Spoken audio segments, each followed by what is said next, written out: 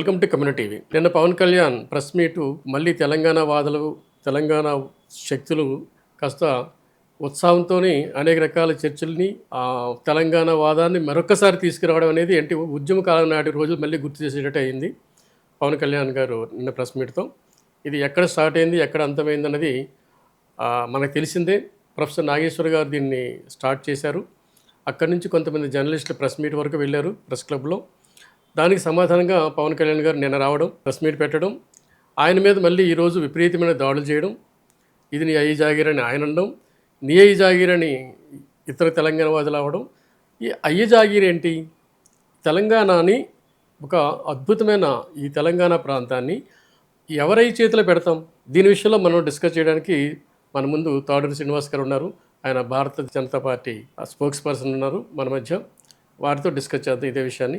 Sir, నేను పవన్ కళ్యాణ్ గారు మీరు విన్నారు, మీ ఆలోచన తీరుని మనం ఎట్లా దీన్ని తీసుకెళ్దాం? అయ్యి జాగీర్ అన్న పేరుతో తెలంగాణను ఎలా అవమానిస్తాం? సార్, ఈరోజు కాంగ్రెస్ పార్టీ కావచ్చు, ఇంకెవరైనా కావచ్చు, ఎవరు అయ్యే జాగీర్ ఇది ఒక తెలంగాణ భరతమాత ఎట్లనో తెలంగాణ తల్లి, ఈ తెలంగాణ తల్లి ఎవరికి జాగీరు?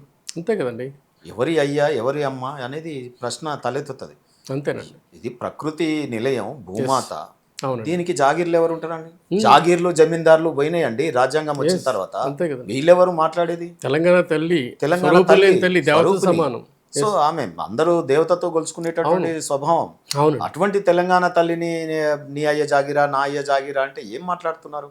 సో తెలంగాణ ఇది చెల్లదు. ఒక రెండోది, ఈరోజు ఈ ఎవరు జాగీర్ అని వచ్చినప్పుడు ఈ కాంగ్రెస్ బీఆర్ఎస్ పార్టీ మళ్ళీ తెలంగాణ అనే దాన్ని రెచ్చగొట్టి మళ్ళీ సావుల మీద పేలాలు ఎరకదినేటటువంటి పార్టీలు ఈ BRS party, Congress party. So వాళ్ళు పబ్బం గడుపుకోవడానికి పనికొస్తుంది.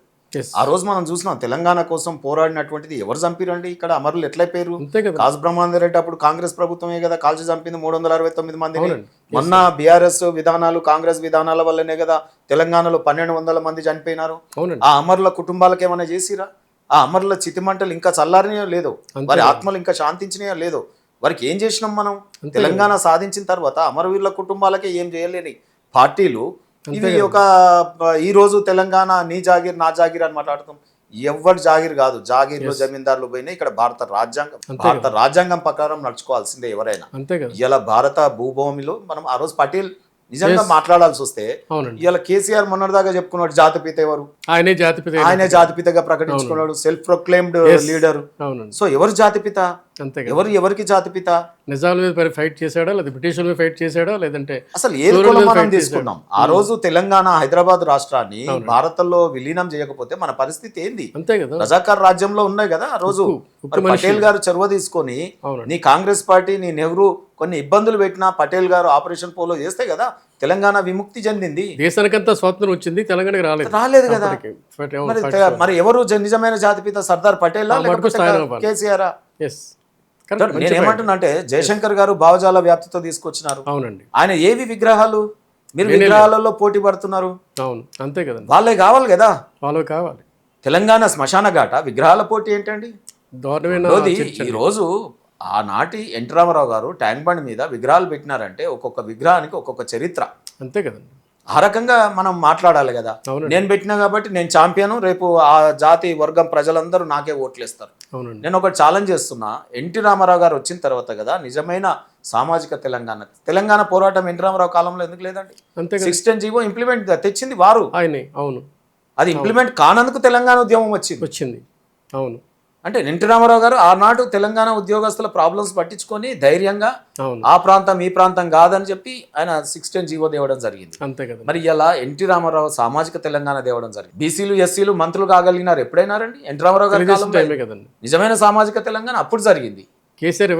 ఆయనని ఇవాళ ఒక కులానికి ఆ ఓట్ల కోసం మేము పెడతా ఉన్నామని, అందులో కాంగ్రెస్ కు వ్యతిరేకంగా ఆ భావజాలంతో పుట్టిన ఎన్టీ రామారావు విగ్రహాన్ని ఇవాళ కాంగ్రెస్ పార్టీ నాయకుడు ప్రతిష్ఠించి ప్రగల్భాలు పలికితే ప్రజలు నవ్విపోతులు కాక నాకేం సిగ్గంటే ఎట్లా? అంతే కదండి.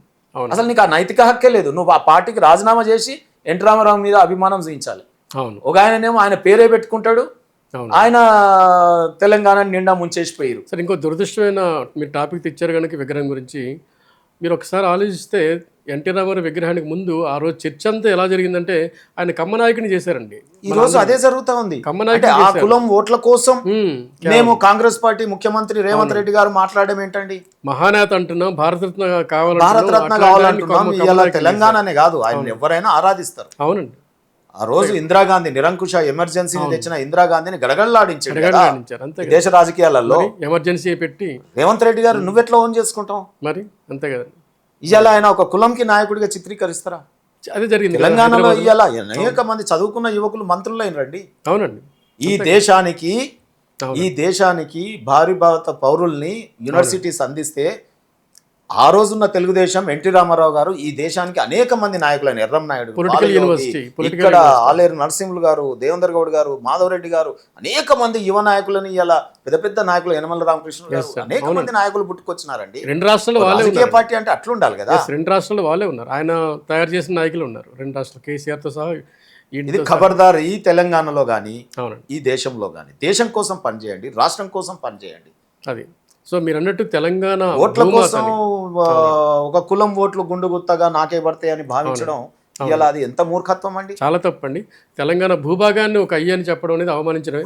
ఎవరిదండి ఈ భూగాలము? వెనకట కదా మౌర్యులు, చోళులు, తర్వాత బ్రిటిష్ వారు, తర్వాత మొఘలు, ఇలా రజాకారులు పరిపాలించారు. అంతే, వాళ్ళ వెళ్తే జాగిరైతుందా? అంతే కదండి. అసలు మన తెలంగాణ నేల ఎలాంటిది అంటేనండి, మీరు గమనించండి, రుద్రమదేవిని పూజిస్తాం, ఆమె మీద ఫైట్ చేసిన సమ్మక్క సారక్కని పూజిస్తాం.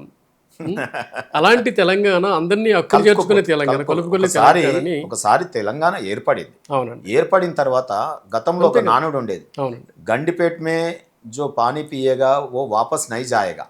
అవునండి. అంటే తెలంగాణ యొక్క ఈ తల్లి యొక్క స్వభావం ఏంటంటే ఎవరైనా వచ్చి ఇక్కడ గండిపేట నీళ్లు తాగితే ఇక్కడే ఉండిపోతారు. అవునండి.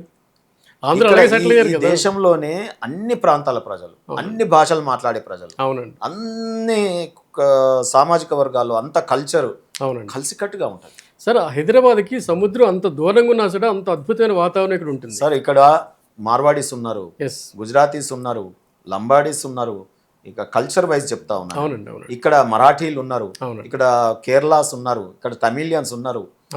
ఇలా ఆంధ్ర ప్రాంతం నుండి వచ్చినటువంటి ప్రజలు ఉన్నారు, తోటి తెలుగు మాట్లాడేటటువంటి ప్రజలు ఉన్నారు.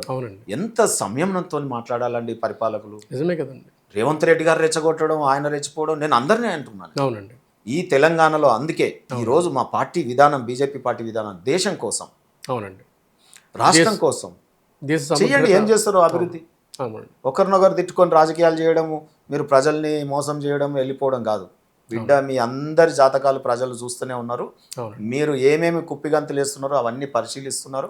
రాబోయే కాలంలో అందుకే ఈ 2 పార్టీలని, బీఆర్ఎస్ని, కాంగ్రెస్ పార్టీని, ఈ రెండింటిని కూడా తప్పకుండా ఏమంటారు గొంగట్ల చుట్టేసి బంగాళాఖాతంలో పడేది. సో ఈ జాగీర్ పేరుతో తెలంగాణ రాజకీయం చేసి తెలంగాణ అవమానించినట్టుగానే భావించాల్సి వస్తుంది. ధన్యవాదాలు సార్. థ్యాంక్ యూ అండి. Thank you.